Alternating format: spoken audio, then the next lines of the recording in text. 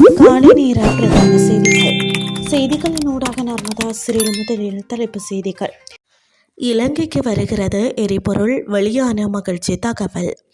மறுசீரமைப்பு செயல்பாட்டில் மின்சார சபை ஊழியர்களின் உரிமைகள் பாதுகாக்கப்படும், ஜனாதிபதி அனுரகுமார திசாநாயக்க உறுதி. உயிருடன் வந்தார் கமேனியின் மனைவி. இனி விரிவான செய்திகள். இந்த மாதம் நாட்டிற்கு வருவது உறுதி செய்யப்பட்ட எரிபொருள் கப்பல்களின் எரிபொருள் இருப்புகளிலிருந்து ஏப்ரல் மாத இறுதி வரை நாட்டிற்கு போதுமான எரிபொருள் கிடைக்கும் என தெரிவிக்கப்பட்டுள்ளது. இலங்கை பெட்ரோலிய கூட்டுத்தாபனத்தின் நிர்வாக பணிப்பாளர் மயூர நெத்திகுமாரகே ஊடகங்களுக்கு இந்த கருத்தை வெளியிட்டுள்ளார்.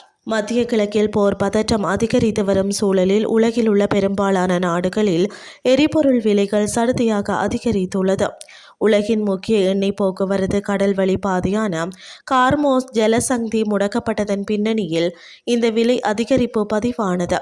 அதன் அடிப்படையில் போர் சூழலை கருத்தில் கொண்டு இலங்கையிலும் எரிபொருட்களின் விலை அண்மையில் அதிகரிக்கப்பட்டமை குறிப்பிடத்தக்கது. இலங்கை மின்சார சபையின் மறுசீரமைப்பு செயல்பாட்டின் போது ஊழியர்களுக்கு தற்போதுள்ள அனைத்து உரிமைகளும் புதிய நிறுவனங்களிலும் தொடர்ந்து பாதுகாக்கப்படும் என்பது அரசாங்கத்தின் நிலைப்பாடு என ஜனாதிபதி அனுரகுமார திசாநாயக்க தெரிவித்தார். இலங்கை மின்சார சபையின் பொறியியலாளர் தொழிற்சங்க பிரதிநிதிகளுக்கும் ஜனாதிபதிக்கும் இடையில் நேற்று முற்பகல் ஜனாதிபதி அலுவலகத்தில் நடைபெற்ற கலந்துரையாடலின் போதே ஜனாதிபதி இதனை தெரிவித்தார். இது ஒரு குறுகிய கால அல்லது இலகுவான செயல்முறையல்ல, மாறாக நீண்ட கால மற்றும் திட்டமிட்ட ஒரு மாற்றமாகும். இந்த மாற்றத்தின் போது ஊழியர்களுக்கும் புதிய நிறுவனங்களுக்கும் இடையே சுமூகமான பேச்சுவார்த்தைகள் மற்றும் முறையான பொறிமுறை அவசியம் என்பதை ஜனாதிபதி வலியுறுத்தினார். ஊழியர்களின் மன அமைதியை உறுதிப்படுத்துதல், அவர்களின் எதிர்கால எதிர்ப்புகளை கண்டறிதல் மற்றும் அவர்களின் திருப்தியுடன் பணியாற்றுவதற்கான சுதந்திரமான சூழலை உருவாக்க வேண்டியதன் முக்கியத்துவத்தை ஜனாதிபதி சுட்டிக்காட்டினார். நாட்டின் மின்சார பாவனையாளர்களுக்கு சிறந்த சேவையை உறுதிப்படுத்தவும், துறை சார்ந்த சவால்களை முறியடிக்கவும் அனைவரும் ஒன்றிணைந்து செயற்படுமாறு தொழிற்சங்க பிரதிநிதிகளுக்கு ஜனாதிபதி அழைப்பு விடுத்தார். புதிய மாற்றத்தின் அவசியத்தை தாங்கள் ஏற்றுக்கொள்வதாகவும் அரசாங்கத்துடன் இணக்கப்பாட்டுடன் செயற்பட்டு எதிர்பார்க்கப்படும் இலக்குகளை அடைவதற்கு தங்களின் முழுமையான ஒத்துழைப்பை வழங்குவதாகவும் தொழிற்சங்க பிரதிநிதிகள் இதன்போது உறுதியளித்தனர். இனி வெளிநாட்டு செய்திகள்.